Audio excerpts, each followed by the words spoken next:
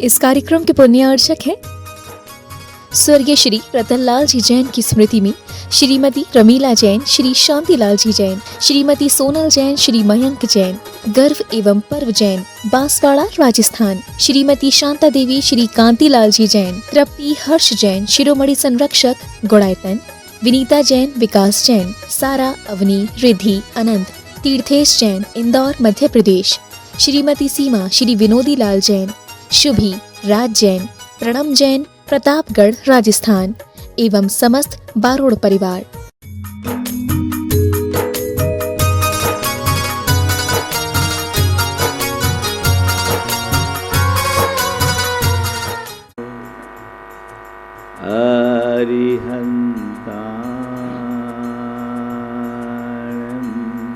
नमो अरिहन्ताय नमो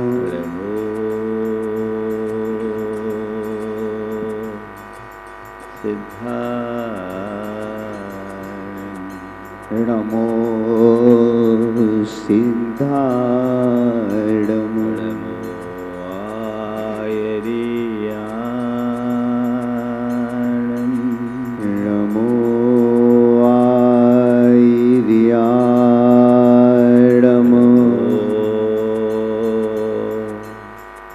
उवध्याय नमो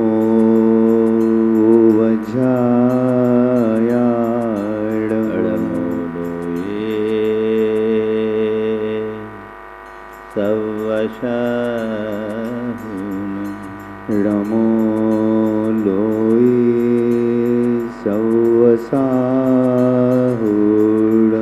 एसो पंचनमोयारो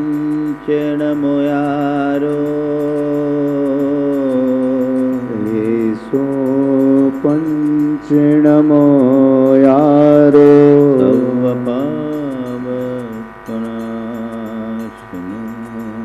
सौवपावपणासनो मङ्गलाळं च सर्वेषु मङ्गलाळं च सर्वेषु परमं ओ मङ्गलं परमं होई मंगलम। जय बोलो देवादिदेव खजराट श्री भगवान महावीर स्वामी की जय जय जय। अहिंसा परमो धर्म की जय जय जय। पूज आचार्य गुरुवर श्री विद्यासागर जी महाराज की जय जय जय।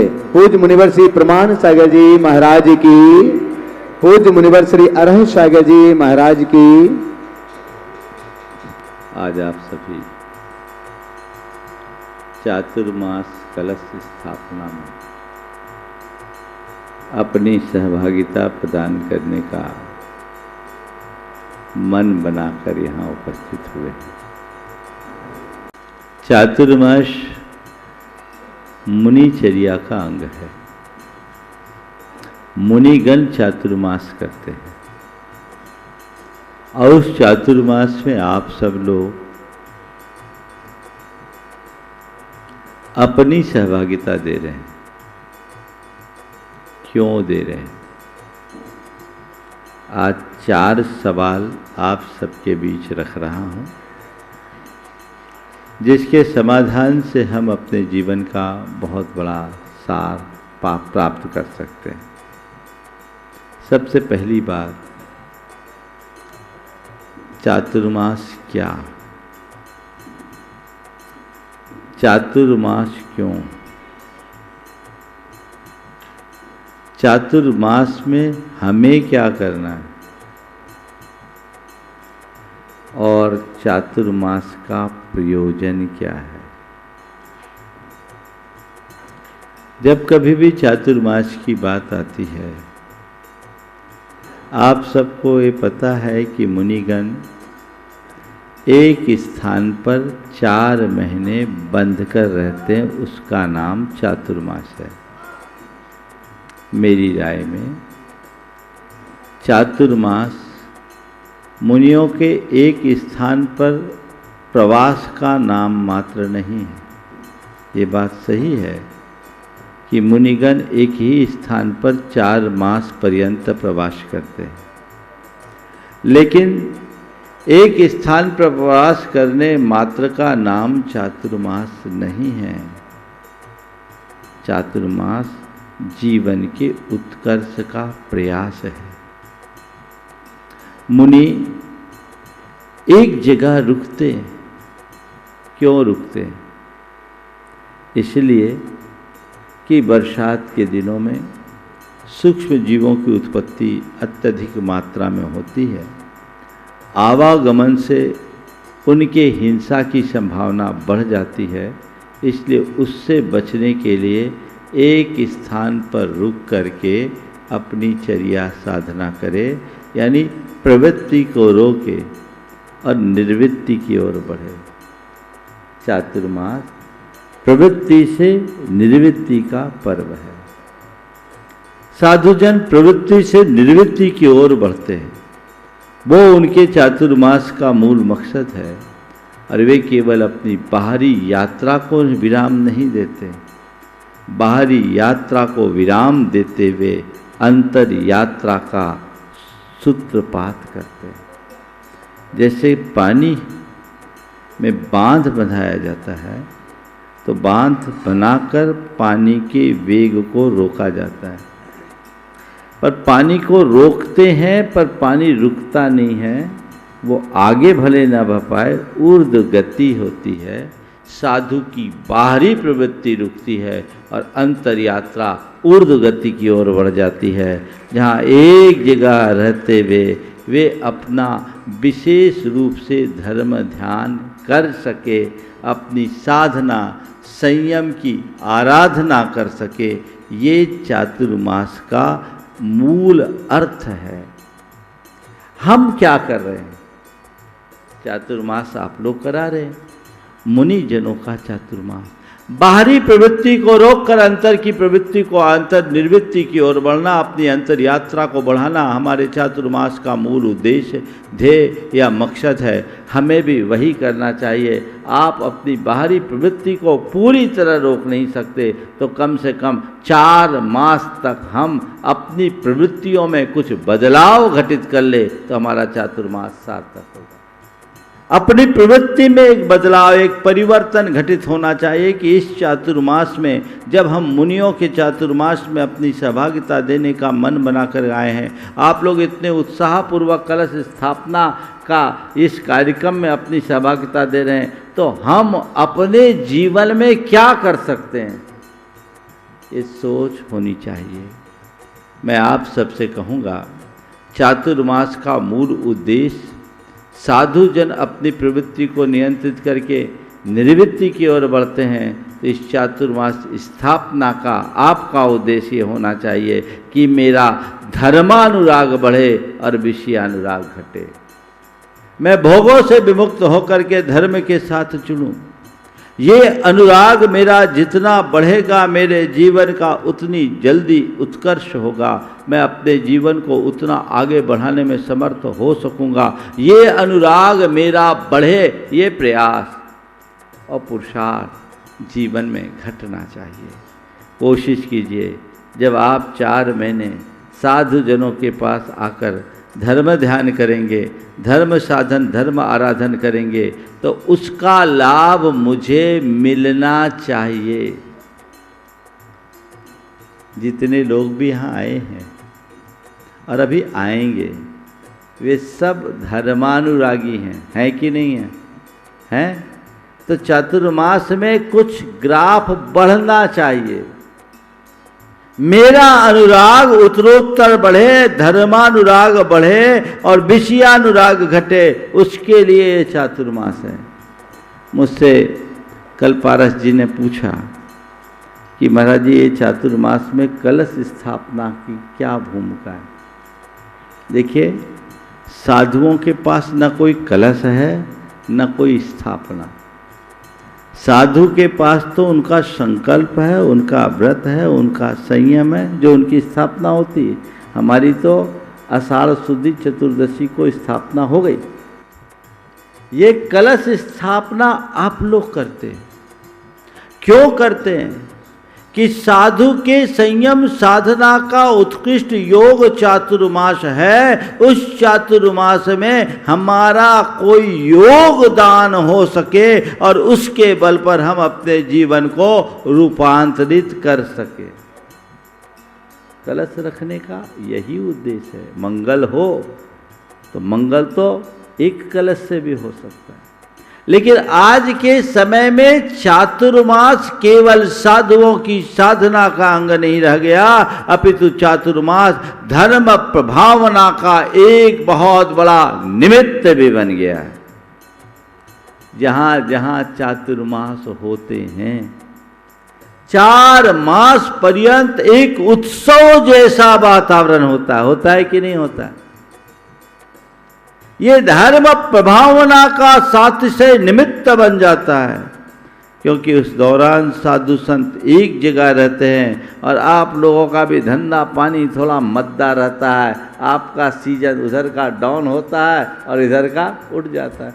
किसी किसी का चातुर्मास में भी सीजन होता है, वो बात अलग है, लेकिन फिर भी लोग देखते हैं कि और दिनों में हम साधु संतों के पास जा पाए या न जा पाए, 4 महीने तो एक स्थान पर निश्चित रहेंगे, तो आप लोग आते हैं, बढ़ चढ़ करके हिस्सा लेते हैं। साधु जन गुरुजन अपनी त्याग तप साधना के साथ साथ समाज के हित के लिए समाज की प्रभावना का उपक्रम करते हैं, अपना तत्वोपदेश देते हैं। उनकी प्रेरणा से अनेक प्रकार के कार्यक्रम होते हैं, उसमें सहभागिता होती है। तो उस सहभागिता ऐसे महान आयोजन में मेरा क्या योगदान होगा? आप लोगों के योगदान के बिना तो कुछ नहीं हो सकता। धर्म के लिए पैसे की जरूरत नहीं होती, पर धार्मिक आयोजन बिना पैसों के नहीं होते। तो पैसे कहाँ से आएंगे? पैसे वालों के पास से, साधुजनों के पास तो कुछ नहीं। तो ये एक भाव होता है कि जिन्हें हमने अपने गुरु के रूप में पाया है, जिनकी हमारे ऊपर शरण छाया है, आज यदि उनका चातुर्मास हो रहा है तो उनके इस चातुर्मासिक कार्यक्रम में मेरा जो भी हो उत्कृष्टतम योगदान हो, इस भाव से चातुर्मास का कलश रखते हैं। तो ये तुम्हारा योगदान है किसके लिए? गुरु के लिए। गुरु के लिए क्या दोगे? उनको कुछ चाहिए ही नहीं। लेकिन गुरु के अभियान को गति देने के लिए, गुरु के मिशन को गति देने के लिए, धर्म की प्रभावना को बढ़ाने के लिए, लोगों के अंदर धर्म की ललक जगे इस भाव धारा को बनाने के लिए आप अपना योगदान देते हैं। तो आजकल बहुत अच्छा वातावरण पूरे देश में बना हुआ है। सब लोग जहाँ जहाँ भी साधु संतों की कलश स्थापना का कार्यक्रम होता है बढ़ चढ़ करके हिस्सा लेते हैं, और बहुत सारे लोग सोचते हैं मेरा कुछ ना कुछ अंशदान हो। कुछ बड़े भी होते हैं, कुछ छोटे भी होते हैं, सब होते हैं। सवाल बड़े और छोटी राशि का नहीं, सवाल बड़ी छोटी भावना का है। मैं तो समझता हूँ जिसकी जितनी उत्कृष्ट भावना है वो उतना बड़ा समझना चाहिए। तो उस भावना के अनुरूप हमें कार्य करना है, और उस कार्य से ही प्रभावना होती है।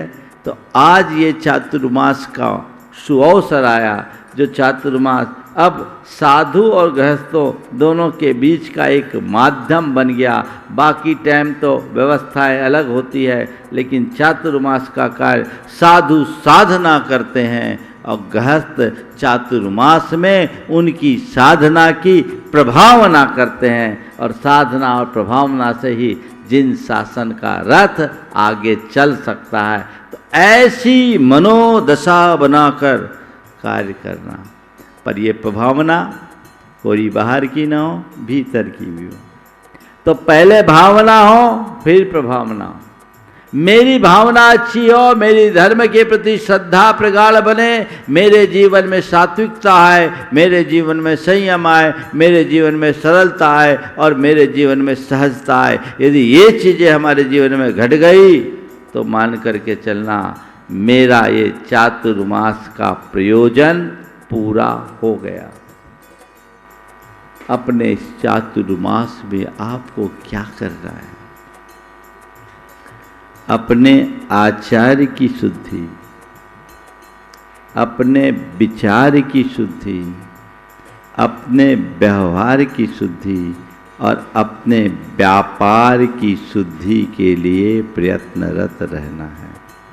कौन सी शुद्धि?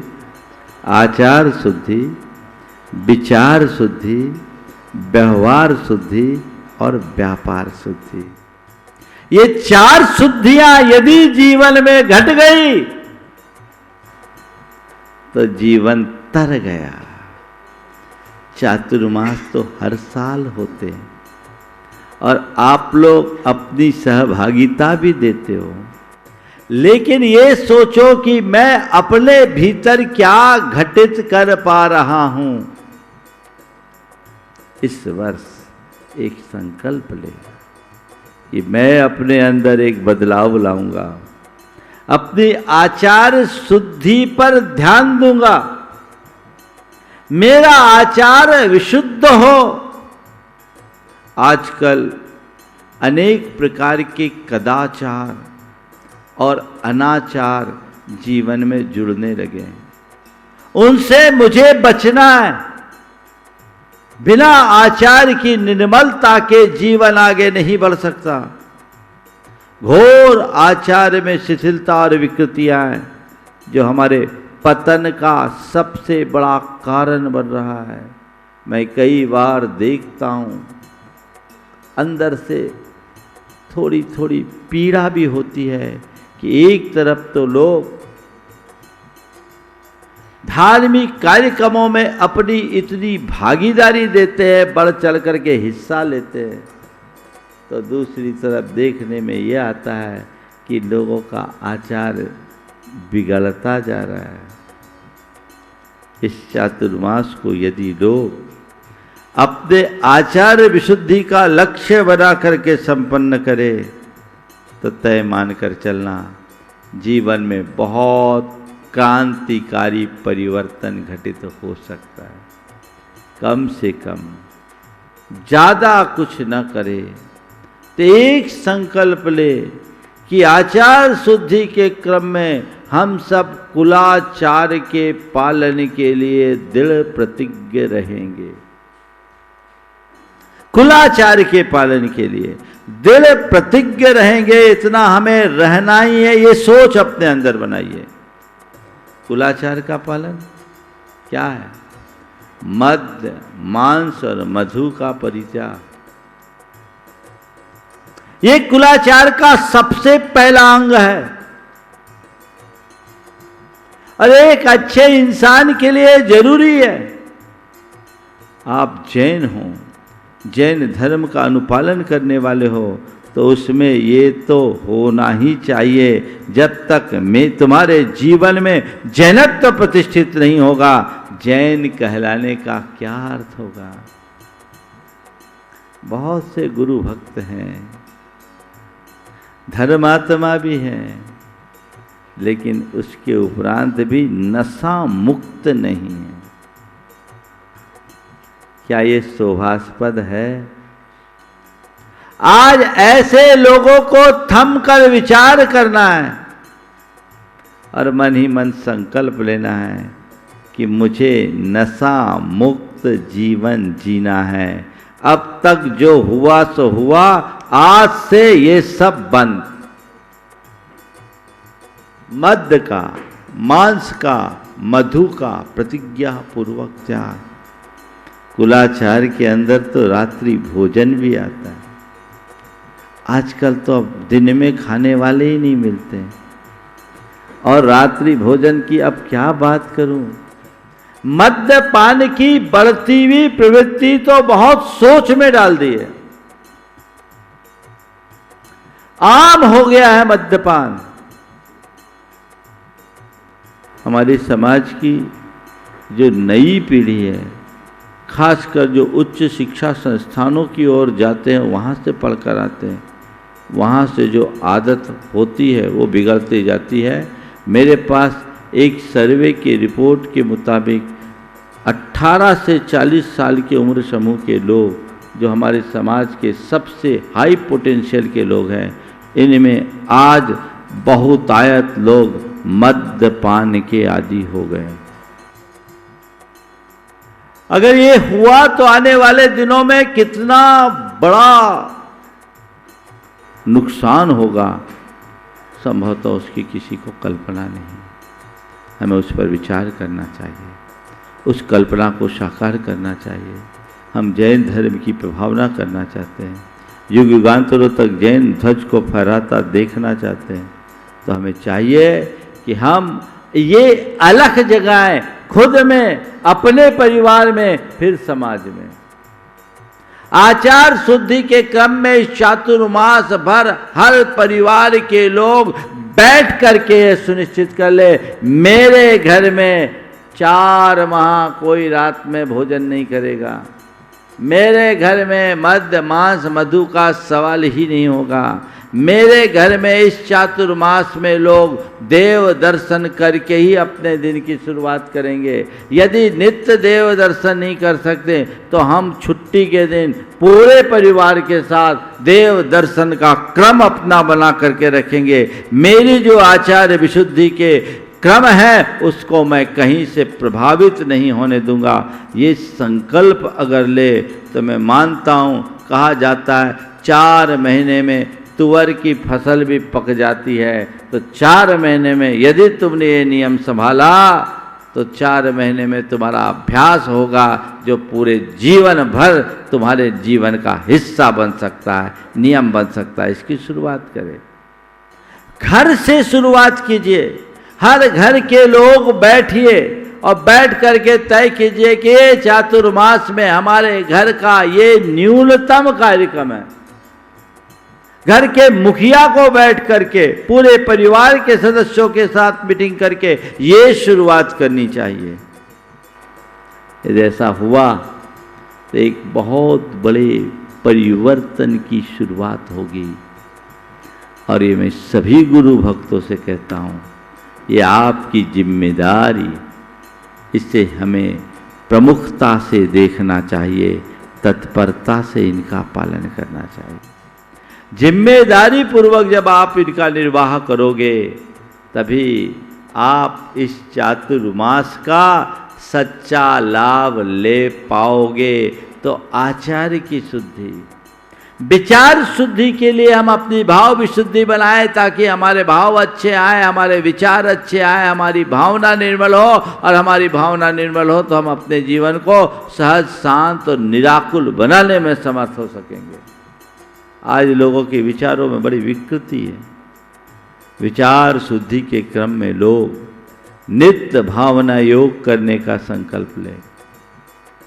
भावना योग करके अपने विचारों को निर्मल बनाने की कोशिश करें। ये संकल्प ले, इस चातुर्मास में यदि मेरी किसी से कोई खटपट होगी तो मैं क्षमा भाव रखूंगा, तस्मिच्छामि दुक्कड़म करूंगा। मैं किसी के प्रति कोई गांठ नहीं बांधूंगा, पुरानी गांठ खोलने की कोशिश करूंगा और कदाचित पुरानी गांठ ना भी खुल पाए तो नई गांठ नहीं बांधूंगा। कर सकते हैं? इस चातुर्मास में मैं किसी से ईर्ष्या का भाव नहीं रखूंगा। इस चातुर्मास में मैं किसी से द्वेष नहीं करूंगा। इस चातुर्मास में मैं अपने अहम को पुष्ट नहीं करूंगा। यदि इतनी सी बातें हमने अपने जीवन में अपना ली तो तय मानकर चलना, हमारा बेड़ा पार हो गया। कर सकते हैं? ये आपको अपने स्तर पर करना होगा। महाराज सोचते तो हैं लेकिन फिर भी मन उधर ही चला जाता है। चला गया, कोई बात नहीं, जाने दो। अपना प्रतिक्रमण करूंगा, अपनी निंदा करूंगा, अपनी गढ़ा करूंगा, स्वयं की निंदा गढ़ा करते हुए संकल्प लूंगा कि अब दोबारा इसकी पुनरावृत्ति नहीं होने दूंगा। और अपने संस्कारों को मजबूत बनाने के लिए पूरे 4 मास पर्यंत मैं भावना योग करूंगा। भावना योग करिए, आपके विचारों में बहुत सकारात्मक परिवर्तन आएगा। नियमित कर सकते हैं और इसी भावना योग को जन जन के लिए प्रयोग में लाने के उद्देश्य से आगामी 13, 14, 15 अगस्त को यहाँ भावना योग का शिविर भी है, वो करिए। विचार शुद्धि के लिए मैं अपने मन को रोज खुराक दूंगा।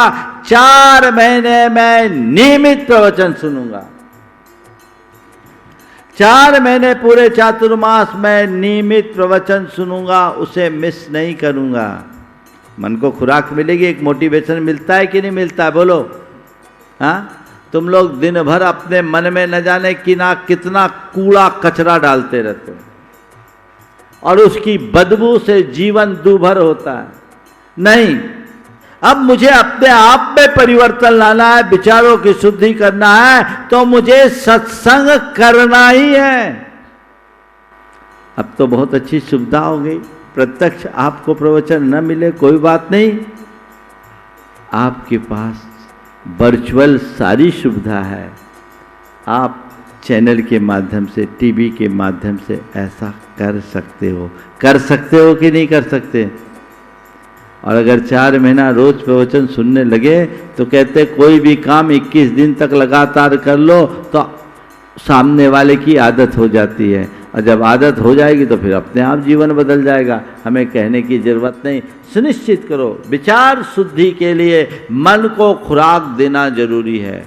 और मैं तो आप सबसे कहता हूँ, जो लोग बहुत व्यस्त हैं ना, अगर मॉर्निंग वॉक करते हो उस समय आप, आजकल तो सब आपके मोबाइल में यूट्यूब खोल लो, कान में वॉकमैन लगा लो और मौन पूर्वक सुन लो, दिमाग को खुराक मिलेगी, एक प्रेरणा मिलेगी। ट्रैवल कर रहे हो, गाड़ी में बैठो, बाकी चीज़ें एक तरफ करो, फोन फान एक तरफ करो, आप प्रवचन सुन लो। ये जीवन में व्यापक बदलाव लाता है। इस सभा में अनेक लोग ऐसे बैठे हैं जो कहते हैं मेरे जीवन में जो भी परिवर्तन आया है वो मेरे प्रवचन सुनने से आया। संगति करने से बहुत बड़ा बदलाव आता है। तो विचार शुद्धि के लिए हमें संकल्पित होना होगा। तीसरा क्रम है व्यवहार शुद्धि। अपने व्यवहार को मुझे विनम्र रखना है, अपने व्यवहार में शालीनता रखनी है, मुझे सबसे मधुर व्यवहार बनाना है, कटुतापूर्ण संबंध नहीं रखना किसी के साथ भी हो। व्यवहार की शुद्धि, कटुतापूर्ण संबंध नहीं, उससे मुझे बच करके चलना है। ऐसी सोच बनाइए। सबसे अच्छा व्यवहार, हर किसी से मीठा बोलो, हंसकर बोलो, विनम्रता और शालीनता से प्रस्तुत हो, व्यवहार होगा। और व्यवहार शुद्धि के क्रम में पहली कोशिश उनसे अपना व्यवहार बनाने की हो जिनसे मेरा व्यवहार बिगड़ा है, और कदाचित वो न भी कर पाए तो ये तय कर ले इस चातुर्मास में मुझे किसी से अपना व्यवहार नहीं बिगड़ने देना है। अगर कुछ हुआ तुरंत हाथ जोड़ लेना, इतना ही तो करना है। व्यवहार क्यों बिगड़ता है, बोलो क्यों बिगड़ता है? जब तनातनी होती है। और तनातनी कब होती है? जब व्यक्ति अपनी बात पर अड़ जाता है। हम जो अड़ता है वो लड़ता है, हमें अड़ना नहीं है, लड़ना नहीं है।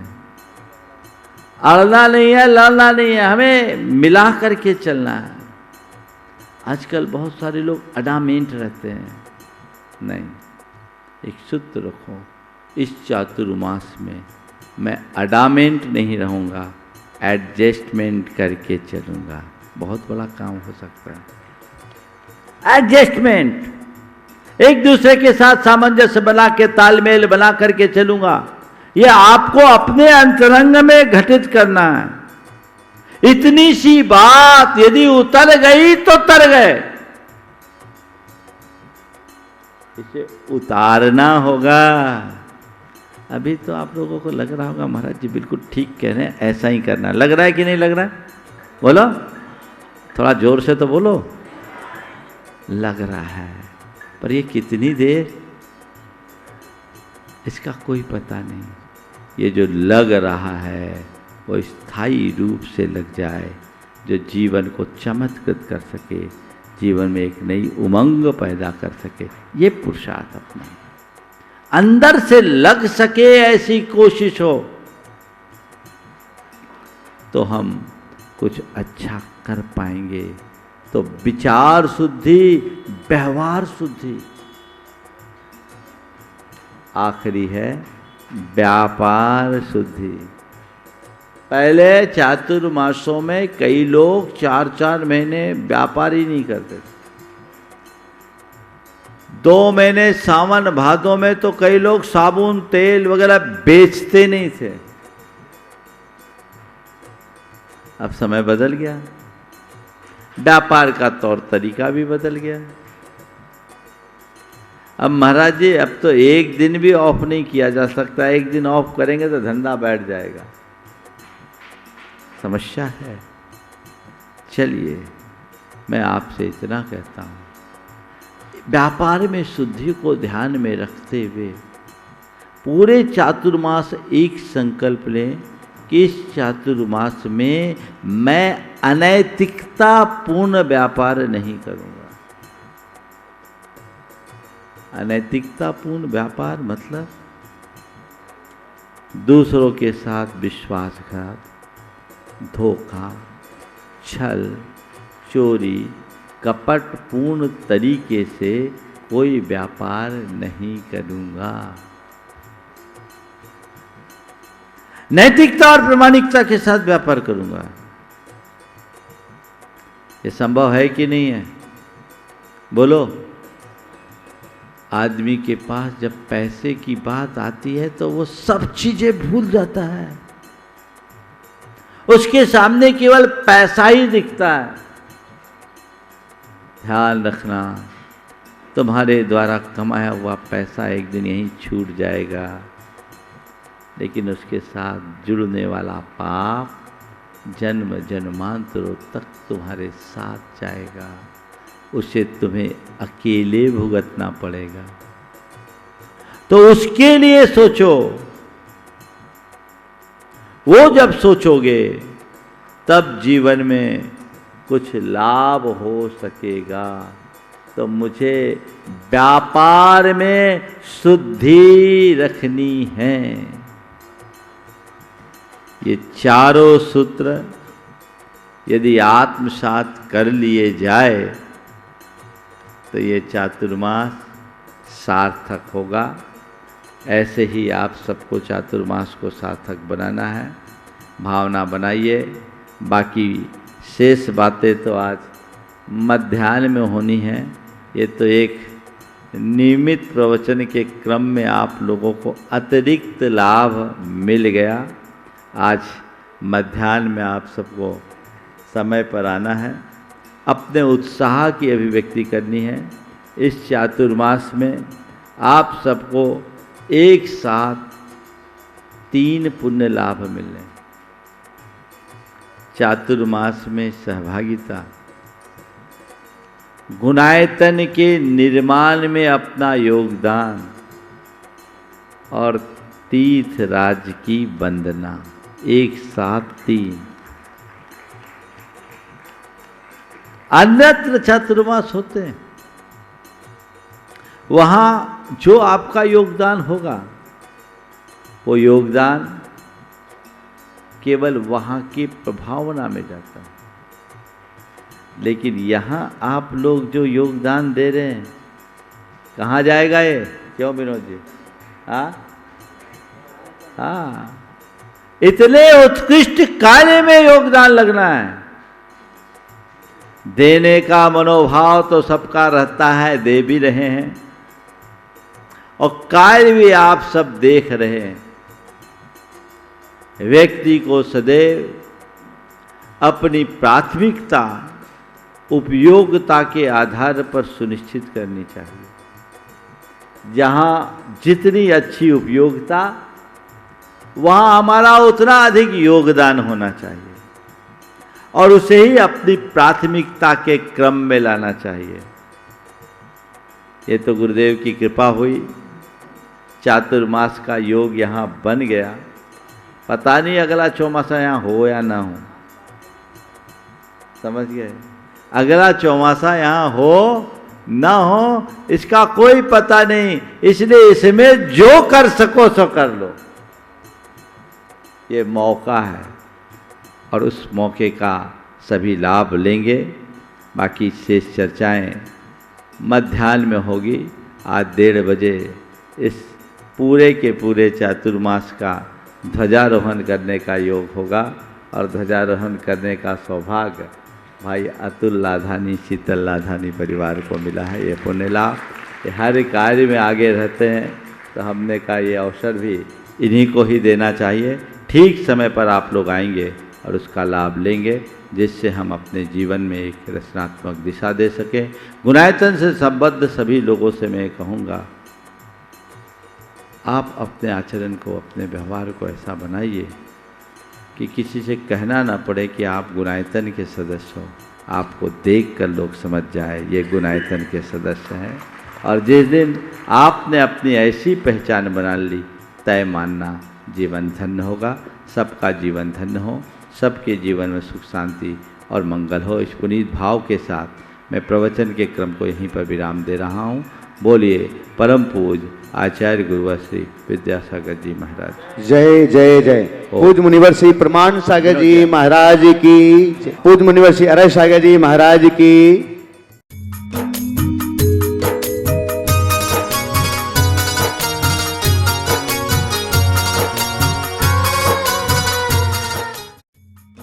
इस कार्यक्रम के पुण्यार्चक थे स्वर्गीय श्री रतनलाल जी जैन की स्मृति में श्रीमती रमीला जैन, श्री शांतिलाल जी जैन, श्रीमती सोनल जैन, श्री मयंक जैन, गर्व एवं पर्व जैन, बांसवाड़ा राजस्थान, श्रीमती शांता देवी, श्री कांतिलाल जी जैन, तृप्ति हर्ष जैन, शिरोमणि संरक्षक गुणायतन, विनीता जैन, विकास जैन, सारा, अवनी, रिद्धि, अनंत, तीर्थेश जैन, इंदौर मध्य प्रदेश, श्रीमती सीमा, श्री विनोदी लाल जैन, शुभी, राज जैन, प्रणम जैन, प्रतापगढ़ राजस्थान एवं समस्त बारोड़ परिवार।